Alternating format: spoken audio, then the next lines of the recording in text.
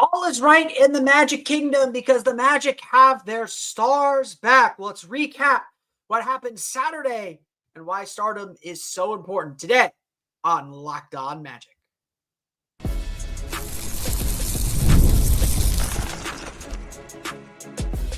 You are Locked On Magic, your daily Orlando Magic podcast, part of the Locked On Podcast Network, your team every day.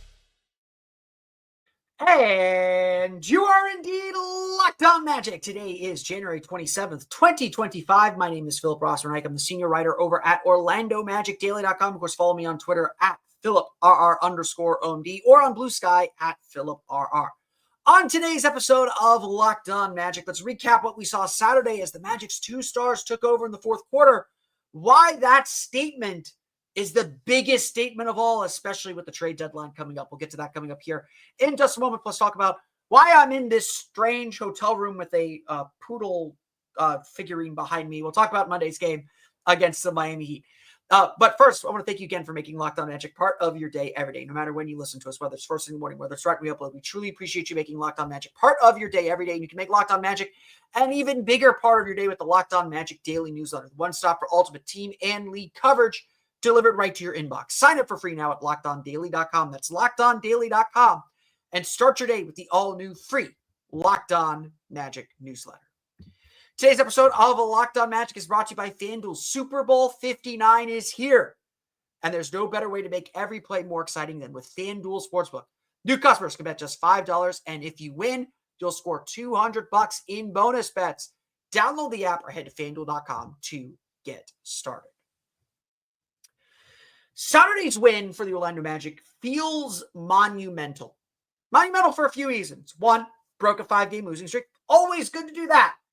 You get that good feeling, the good vibes of winning are back. It really felt like the Magic are back to being who they are and who we know they can be.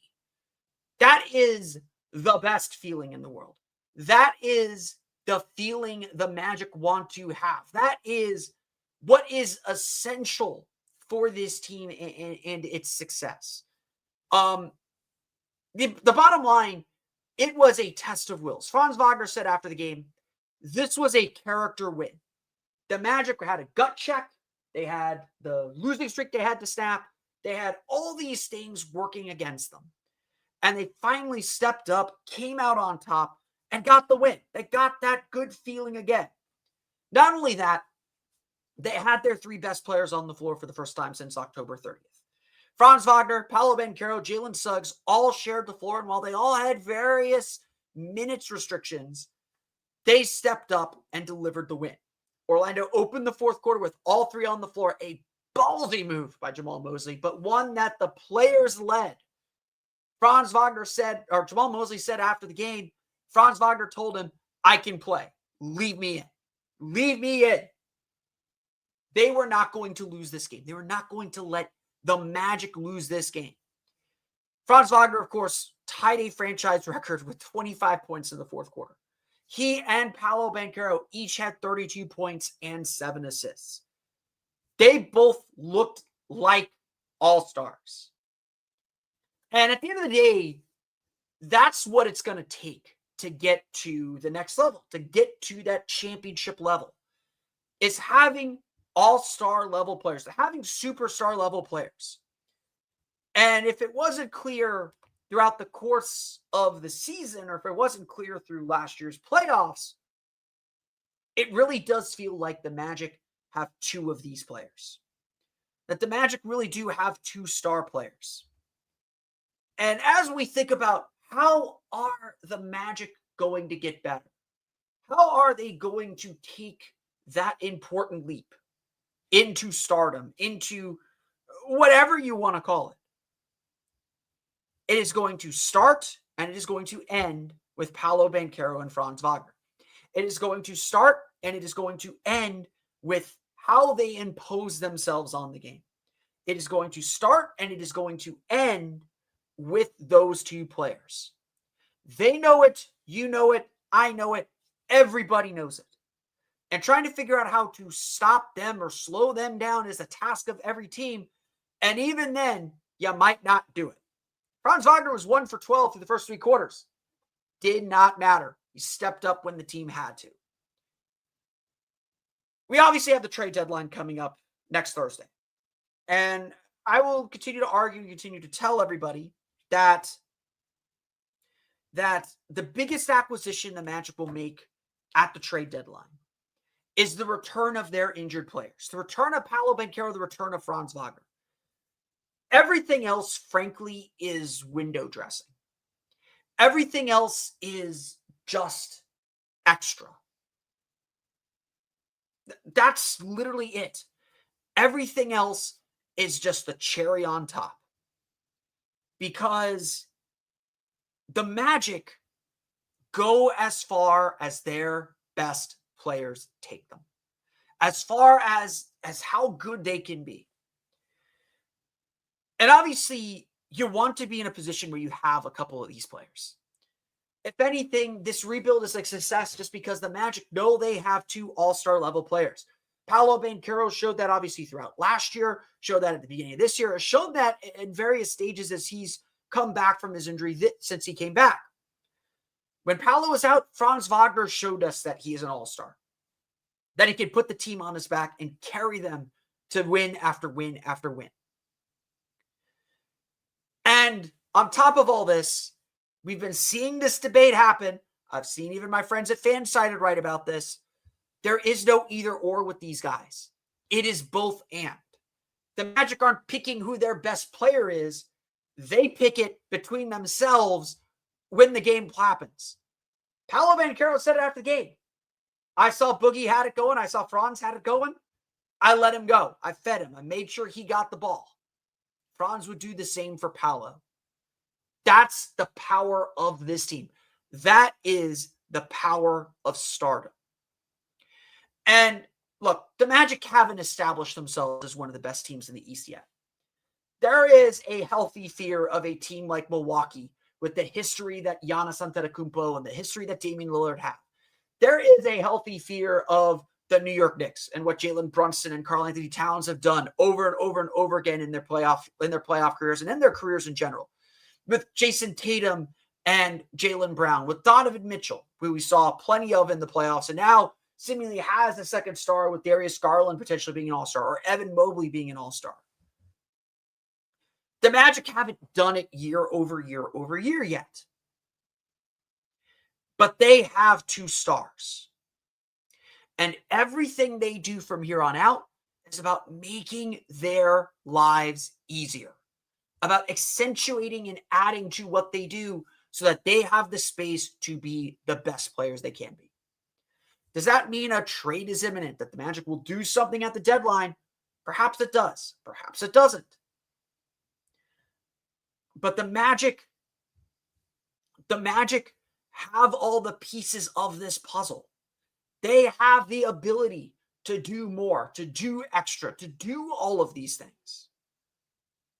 Because they have these 2 awesome players. And this weekend's game against Detroit was just another reminder of how awesome these players are. Of why stardom matters. Why you cannot succeed or move forward in this league without superstar players like Paolo Banchero and Franz Wagner. Now again, it's one game. One very good game, but one game. Stardom is made by consistency. By knowing that the defense is going to throw everything they have at you and you beat it anyway. Paolo Banchero has been beating that for the last 2 years. Franz Wagner was beating it every night earlier this season. And they got to get back to that level as they continue to recover from their injuries and continue to get into the flow of things for this season. But the Magic truly do have two all-stars. Neither will be heading to San Francisco for All-Star Weekend. They just haven't played enough games. So when Thursday comes around, don't be disappointed by that. But the Magic truly do have 2 all-stars to build around. Everything else is cosmetic to some extent to make them even better. And obviously that's kind of the next step for this team in general. This weekend, Orlando saw the power of stardom, saw what a will to win means, and saw that they have the right guys to build around. The Magic sure look like themselves and sure look like a dangerous team on Saturday night. Now comes the hard part, doing it again. They'll get that opportunity Monday against the Miami Heat. Let's talk about why that game is so important coming up here in just a moment.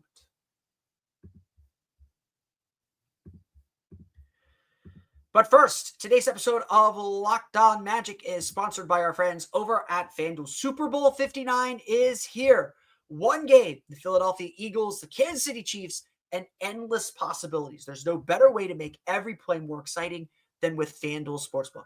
Whether it's predicting the first touchdown, calling the MVP, or even betting on the coin toss, tails never fails, FanDuel makes it easy to get in on the action. With live betting all game long, you can adjust your bets as the game unfolds and feel the thrill from kickoff to the final whistle. The live betting feature lets you stay involved no matter what happens on the field, and the app is super easy to navigate. Plus, knowing that you can place a $5 bet and potentially win $200 in bonus bets for the Super Bowl, that's just icing on the cake. Download the app or head to FanDuel.com to get started. Bet just $5, and if you win, you'll score $200 in bonus bets. That's FanDuel.com. Bet with FanDuel, an official sportsbook partner of Super Bowl 59.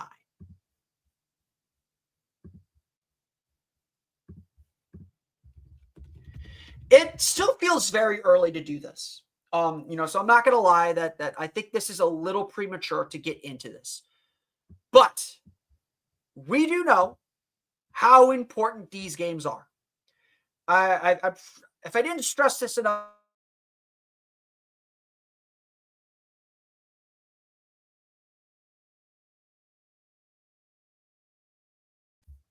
sorry, just disconnected there. Just getting back to it. The win for the Orlando Magic over the Detroit Pistons is a very, very big one. A humongous win. The win assured that the Orlando Magic win the season series with the Pistons. Should the Magic and Pistons be tied at the end of the season, Orlando owns the tiebreaker. Very, very important stuff. That stuff matters at the end of the year. We can't ignore it. And the Magic now have lost the season series to the Bucks. They own a 2-1 season series over the Pacers. Among the Magic's main competition in the standings, Orlando holds tiebreakers over virtually all of them. They're down 1-0 to Cleveland. They'll play Cleveland 2 more times. They're down 2-0. They're tied 1-1 with Boston with 1 more game to go at the end of the season. May not matter, may matter. They lost 1-3 to the Knicks. They're down 3-0 to the Bucks. They got 1 more game against Milwaukee in Milwaukee. They're 2-1 up on Indiana. They beat the Pistons 2-1. They're done with the Pistons. And then they get to Monday's opponent. Monday's opponent, the Miami Heat. Our good friends here in Miami. I'm currently at my hotel in Miami getting ready for Monday's game. It's a big one. We can just look at the standings and see why it's so big. Orlando is currently at least tied with Detroit by record. Detroit's a little bit ahead on percentage points in the standings. That's why you see Detroit still in 6th and Orlando in 7th. Orlando's played 2 more games than Detroit. That's why that's happening. So, neither here nor there. They're essentially tied, and Orlando is ahead of them on that. The Magic, though, are only a half game ahead of the Heat. With all the Heat struggles and everything the Heat are going through with Jimmy Butler, the Heat are still at 22-22, still sitting at 500, 12-12 in the conference, 4-3 in the division, 11-9 at home, 10-13 on the road. The Heat are 5-5 in their last 10. They're treading water. They're still kind of puttering around, but they're still there. They're still the big bad Miami Heat. And similar to that game against the Pistons, Monday's game is for the season series. The Magic win. They win the season series outright for the first time against Miami since 2019, 3-1. They lose. It's 2-2. Miami seesaws ahead of them by a half game. Miami has played 44 games. Orlando's played 47. So there's 3 games in hand there. Orlando has 24 wins. Miami has 22. So if Miami wins, they'd have 23. Only 1 game back with 3 games in hand. That's not a good place to be if you're the Orlando Magic. And on top of that, Miami would then take over the lead in the Southeast Division. Go listen to our friends at Locked On Heat. They still refer to the Magic as little brother. until the Magic do something about it, until the Magic consistently beat them, that's what they're going to be. Just like Saturday's game was so important for tie-breaking purposes and for just standings positioning, Monday's game is equally as important for those long-range effects. But obviously, it's like late January. Are we really focused on the standings? I asked JB Bickerstaff about this because he has such a young team, and it's just like, look, it's hard to ignore where Detroit is in the standings. Like, it's exciting for them. I'm cheering for the Pistons as much as I can. I'm happy when teams that are lost in the desert find their way. We've been there before. I'm happy when they find their way. But this was a big game. Like they could not ignore it either. That this was a game that mattered, that meant something, that could mean something. That is a test for a young team. And Bickerstaff said, yes, we are aware, and we talked to him a little bit about that, but it's still late January. You're not looking at the standings so closely yet. And I agree with him on that. Still probably a little too early to care about every little thing going on in the standings. Just keep stacking wins, give yourself an opportunity, and then see where things are. That's really what's at play here. But again, this game is important for the standings. Monday's game is not just important for the standings, though. It is important for putting that losing streak behind you. Orlando has not won consecutive games since Christmas. It's been more than a month since the Magic won consecutive games. They beat the Heat, that comeback win. They beat the Celtics, another comeback win. The Magic have not won consecutive games since. That was December 23rd, more than a month ago. At some point, the Magic are going to have to string some wins together. And anybody can have a good game, can have one good game. It's the NBA. Even when the Magic were tanking, they had good games. They won games here and there. What they didn't do was they won them consecutively. They won bunches of games.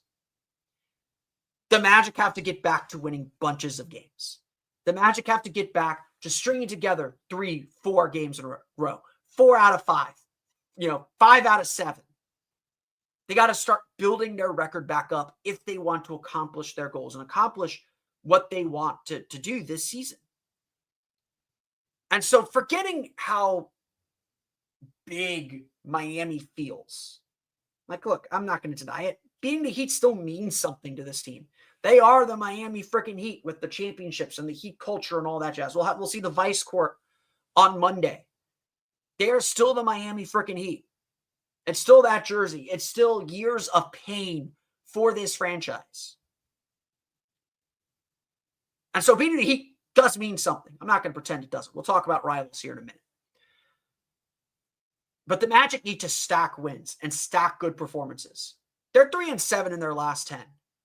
Only the Chicago Bulls have a worse record among postseason teams, top 10 teams, than the Magic do in the last 10 games. Getting to 4-6, getting to 5-5, starting to stack wins, being 6-4 over 10 games, starting to win the 7-game series that Jamal Mosley has proposed for his team. Magic haven't won one in a while. They've gone 3-4. This last one, they'll be, they're probably 1-6 in the last 7. The Magic have to start stacking up these wins. And as nice as Saturday was, Saturday's win means nothing if you turn around and lose again. Saturday's win means nothing if you can't back it up with a win. And considering where the Magic are going next and this road trip that's coming up, this West Coast road trip that's coming up, starting it off on the right foot, getting a nice little win streak going, getting some wind behind your sails, some momentum heading on the road, absolutely vital for this team's success. Monday's game is big. We all knew it would be when the calendar came out. We all knew it was going to matter. Monday's game is big. And the Magic got to take care of their business. They have good memories in the Kaseya Center. That opening night game was a game Wendell Carter said over the last few days, that's a game when I knew we were going to be really good. It's time for the Magic to reclaim that, to reclaim who they are. Started doing it Saturday. It's time to back it up on Monday. Obviously, I mentioned a little bit. Games against Miami mean something, that game against Detroit sure got chippy too. So to close out NBA Rivals Week, let's talk about who the Magic's real rival is. Let's get to that coming up here in just a moment.